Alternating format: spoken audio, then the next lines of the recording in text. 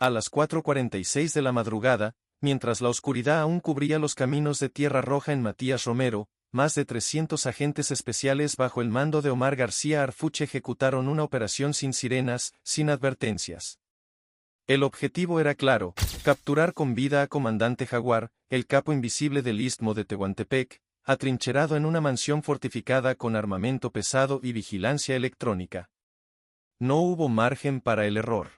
Los drones suaves sobrevolaban a baja altura, mientras la Marina, la Guardia Nacional y unidades de contrainteligencia avanzaban en silencio. En apenas 11 minutos, toda la mansión quedó sellada como una trampa de acero. La orden fue contundente: captura total. Nadie escapa. La última orden fue clara: nadie sale. Esta vez, Harfuch no dejó margen. La cacería más grande del Istmo ya había comenzado. La puerta de acero cedió con un crujido y el equipo entró. Pero dentro no encontraron solo a Jaguar. Lo que descubrieron fue un sistema oculto, incrustado bajo la selva, más grande que cualquier objetivo individual. Debajo de muros falsos, entre capas de concreto disfrazadas, encontraron más de $2.000 millones en efectivo. Billetes de 100 pesos apilados del piso al techo, no escondidos, no dispersos, ordenados como si fueran parte de la estructura misma. Junto a ellos, 700 kilos de armamento militar, Barrett M82, ametralladoras M2, fusiles CWS, AK-47. Todo en estado impecable. Embalado. Clasificado por calibre. Listo para la guerra. Suficiente para equipar a un batallón completo. En una sala sellada, 24 grabaciones de audio sin editar. Conversaciones entre Comandante Jaguar y mandos regionales del CJNG. Palabras frías, claras: corredor, permiso, cuota, cada cinta, una orden, una transacción, una pieza de evidencia. En el centro de mando, un servidor interno fue desmantelado en el acto. Discos duros cifrados. Dispositivos portátiles. Teléfonos satelitales. Cada uno con rastros de una red financiera y administrativa, clandestina, operando como una organización paraestatal. En los archivos secretos, cajas fuertes con triple cifrado escondían documentos bajo el nombre en clave, Códice Jaguar, mapas detallados de rutas para el tráfico de personas, drogas y armas. Diagramas de vínculos entre pandillas, empresas fachada y fondos negros. Los rastros financieros apuntaban a transferencias internacionales a través de Belice, Guatemala, Colombia y Europa del Este. Ya no era especulación. Era una estructura operativa global, funcionando a plena capacidad desde lo más profundo de la selva. Comandante Jaguar no era un capo local. Era un nexo estratégico. Un engranaje entre el CJNG y los sistemas logísticos, políticos y financieros del poder subterráneo que va desde aldeas remotas hasta los despachos más altos de la capital. Lo que Harfuch encontró al poner un pie dentro no fue simplemente un individuo. Fue un mundo subterráneo, complejo y podrido, oculto bajo la superficie del país. Por primera vez, estaba al borde del colapso total bajo la luz de la justicia. La operación había sido diseñada para capturar a Jaguar. Pero lo que se descubrió fue mucho más grande. Comandante Jaguar, bastaba con escuchar su nombre para que muchos guardaran silencio. No hacía falta mostrar su rostro. En todo el sur de México, especialmente en Matías Romero y el Istmo de Tehuantepec, él era la ley. No usaba grandes ejércitos ni hacía alarde de poder. Su fuerza venía del control absoluto, manejaba rutas de tráfico de personas desde Guatemala, tenía depósitos de armas para el CJNG y usaba empresas fachada para lavar dinero disfrazado de constructoras, transportes o hasta fundaciones. Y ese imperio cayó. Cuando los agentes entraron a la mansión, lo encontraron sentado en el suelo, con las manos atadas, la ropa rota y el rostro cubierto de polvo y sudor. Todo el lugar ya estaba tomado, habitación por habitación, sin dejar espacio para escapar. En sus ojos aún brillaba algo, esa mirada de quien alguna vez hizo que pueblos enteros le obedecieran sin preguntar. Su nombre real sigue guardado en archivos secretos. Pero ese reino que durante 3 años, Jaguar convirtió Matías Romero y el Istmo de Tehuantepec en reinos autónomos. La ley estatal era solo una fachada podrida. No necesitaba ejército, no control de rutas de migrantes desde Guatemala a Oaxaca. Almacenes de armas en tránsito para redes del CJNG y cárteles centroamericanos, protegidos por sistemas armados semimilitares. Lavado de dinero disfrazado de empresas de transporte, constructoras y hasta fundaciones benéficas. En Matías Romero solo mandaba una ley, la de Jaguar. Cada camión de droga pagaba un 3% de cuota de protección. Cada migrante, $500. Y cualquier policía local que se negara, desaparecía, sin rastro, sin explicación. El gobierno aún tenía presencia. Las leyes seguían colgadas en las paredes de los tribunales. Pero en la práctica, todo operaba bajo el control de Jaguar. Matías Romero y el Istmo no eran simples puntos en el mapa, eran centros de poder, rutas ocultas, puertos del crimen. La caída de Jaguar no fue solo la detención de un capo. Fue el colapso de un sistema entero, profundamente arraigado en Oaxaca. Y mientras el frío de las esposas cerraba sobre sus muñecas, Harfuch no necesitó palabras. Sabía que una era de violencia acababa de terminar. No era la primera vez que Harfuch iba por él. Hubo un intento anterior. 3 meses antes, se había lanzado una operación secreta con precisión milimétrica. La ubicación ya estaba confirmada. Las unidades especiales se acercaban desde 3 flancos. Drone suave fijaban el objetivo desde el cielo. Todo estaba listo para un ataque de pinza perfecto.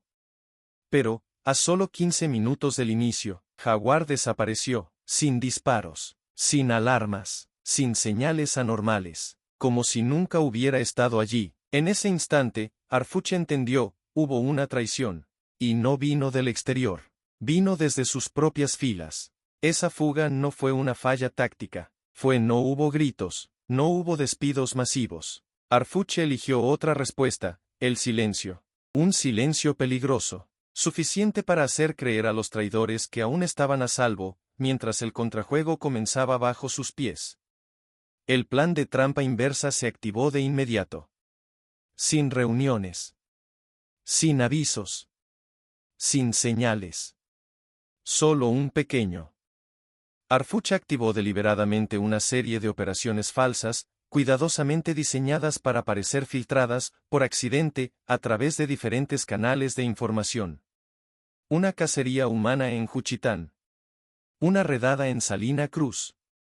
Un operativo de control logístico en El Espinal. Cada plan era una trampa. Monitoreaban filtraciones, movimientos de señales móviles, y hasta las transacciones financieras subterráneas más pequeñas.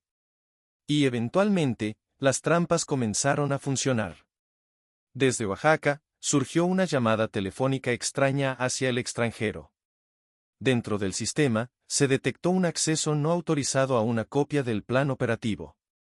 Una transferencia de dinero pequeña, pero irregular, atravesó una cuenta en Tapachula. Cada señal, por mínima que fuera, fue colocada bajo la lupa fría de Harfuch y su equipo de contrainteligencia. Y entonces el patrón emergió. 2 nombres salieron a la superficie, un oficial de la Guardia Nacional que participó en el primer operativo, y un asesor legal local oculto tras una fachada administrativa, pero que en realidad funcionaba como enlace del inframundo, profundamente incrustado en el sistema de aplicación de la ley.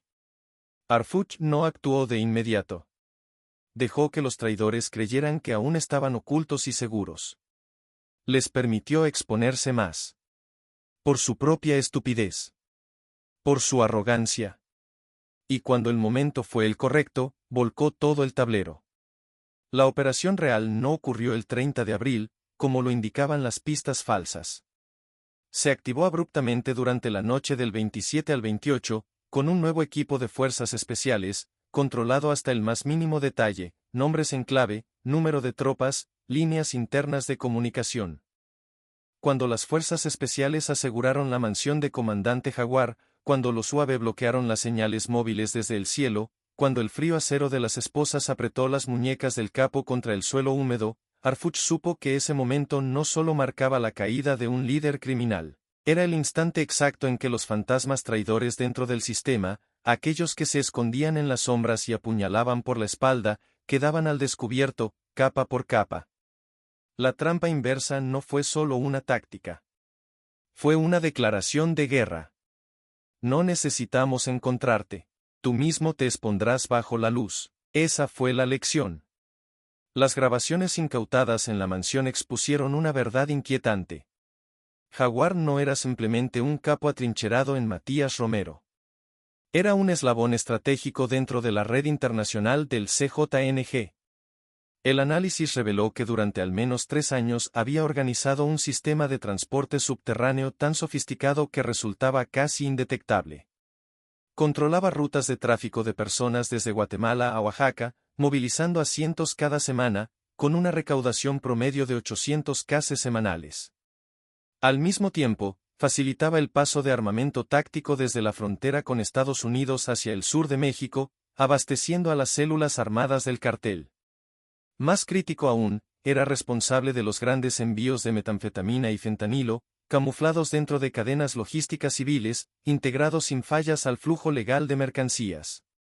En la sala de archivos secretos, el equipo especial confiscó un conjunto de documentos únicos bajo el nombre en clave, Plan Jaguar RX. Cada horario de transporte estaba cifrado con software de grado militar y protegido por grupos armados de élite, entrenados directamente por el CJNG para blindar el corredor del Istmo. Esto ya no era una operación criminal a pequeña escala. Era un sistema que operaba con estándares casi estatales, con un modelo financiero, logístico y de comunicaciones subterráneas estrictamente compartimentado y asegurado. Aún más alarmante, las grabaciones revelaron que el comandante Jaguar no utilizaba los canales de comunicación intermediarios típicos de otros capos locales. Recibía órdenes directas de comandantes regionales de alto rango del CJNG, lo que subrayaba su papel estratégico dentro de la estructura de expansión del cartel. Una parte significativa de los ingresos del corredor del Istmo se reinvertía en los proyectos de crecimiento del CJNG en Centroamérica y el Caribe. El Istmo no era simplemente un territorio de tránsito.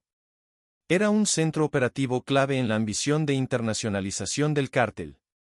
Pero eso era solo la superficie. Cuando el equipo de análisis de audio profundizó en las 24 grabaciones clasificadas, 3 archivos cambiaron por completo el rumbo de la operación. La misión de capturar a Jaguar dejó de ser una cacería contra un jefe criminal. Se convirtió en un ataque frontal contra las redes de poder subterráneas que corrompían el aparato del Estado desde adentro. El análisis detallado reveló que al menos 2 voces pertenecían a altos funcionarios locales. No solo conocían las operaciones de Jaguar. Las protegían. Las financiaban. Recibían sobornos a cambio de silencio. A cambio de impunidad. A cambio de mantener abiertas las rutas de tráfico humano, armas y drogas. Y no se detuvo ahí. Una tercera voz, profunda, firme, inconfundible, fue identificada con alta certeza como la de un asesor de seguridad que había trabajado en proyectos a nivel federal para blindar el corredor intercontinental del Istmo de Tehuantepec. Un rostro público, celebrado como símbolo de la reforma de seguridad fronteriza, que en la sombra resultó ser quien filtraba directamente cada alerta a comandante Jaguar. Cada redada, cada orden de captura, él las anticipaba. Y gracias a esas advertencias encubiertas, Jaguar escapó del primer cerco, una fuga que sin intervención desde el más alto nivel habría sido imposible bajo el asedio de las fuerzas especiales. Ese hallazgo arrancó la máscara que cubría no solo a estructuras locales, sino al propio centro del poder. Porque el sistema subterráneo en Oaxaca no solo estaba resguardado por el fuego del cártel. Estaba blindado con los trajes impecables que caminaban por los pasillos del Estado. Para Harfuch, la conclusión fue clara: si el objetivo era solo Jaguar, la guerra nunca terminaría. Capturar al capo mientras se ignora la red que lo protege es cortar ramas y dejar que las raíces podridas sigan creciendo. Para extinguir de verdad el incendio que devoraba el sur de México, era necesario exponer todo el entramado político-financiero que manipulaba el sistema desde los municipios hasta la capital. La evidencia hallada en la mansión de Jaguar ya no era solo materia de juicio. Era un arma. Bombas de datos listas para sacudir a un sistema que ya crujía bajo el peso de la verdad. Y Arf, el cazador frío tras la operación, no iba por delincuentes. Iba por las cortinas. Por cada capa que escondía al poder real. Porque la caída de Jaguar no dejó solo un vacío. Fue como desenchufar a una bestia dormida. Una señal para las fuerzas ocultas que esperaban el momento de saltar por el control del istmo. En menos de 48 horas, los equipos de reconocimiento detectaron al menos 3 grupos armados locales moviéndose hacia Romero y los corredores logísticos más sensibles. Se detectaron señales de movilización urgente entre facciones locales del CJNG, los Chapitos y pandillas menores del sur. El mapa criminal del istmo, antes bajo el control férreo de Jaguar, se fragmentaba rápidamente. Las rutas de tráfico de personas desde la frontera con Guatemala entraron en disputa violenta. Los centros de armas en el norte de Oaxaca reportaron escaramuzas crecientes. Y en los puertos civiles del Tehuantepec, movimientos inusuales de carga indicaban una reconfiguración acelerada de las operaciones de narcotráfico. Cada grupo corría contra el reloj. El vacío de poder dejó al istmo al borde de una guerra territorial brutal. Sin frentes definidos. Sin declaraciones formales. Pero con consecuencias capaces de incendiar toda la región. Harfuch lo sabía, capturar a Jaguar era apenas el principio. El verdadero reto era evitar que Oaxaca siguiera el mismo camino de Michoacán o Tamaulipas. Si no se contenía a tiempo, el precio no sería solo unas vidas perdidas. Sería perder una región clave ante un nuevo poder subterráneo emergente. Durante años, Oaxaca fue vista como un estado seguro. Alejado de los focos de conflicto. Tierra de turismo, agricultura, y grandes proyectos de infraestructura. Especialmente el corredor interoceánico del Istmo de Tehuantepec, la gran esperanza logística de todo México. Pero tras la caída de Jaguar, esa fachada se agrietó. Los reportes de inteligencia mostraban una migración acelerada de estructuras criminales hacia Oaxaca. Nuevas rutas eran tomadas por pandillas reconfiguradas. Y los enfrentamientos armados aumentaron un 300% en apenas 72 horas. Todo México, ya sacudido por terremotos de violencia, se enfrentaba a una nueva realidad, ya no había territorios seguros. El caos en el istmo no solo comprometía la economía de Oaxaca, sino que amenazaba con derrumbar los planes de infraestructura nacional que apostaban por ese corredor como alternativa al Canal de Panamá. Y eso colocaba una presión brutal sobre el gobierno federal. Porque si Oaxaca caía, las consecuencias no se quedarían en lo local. Sería una grieta nacional.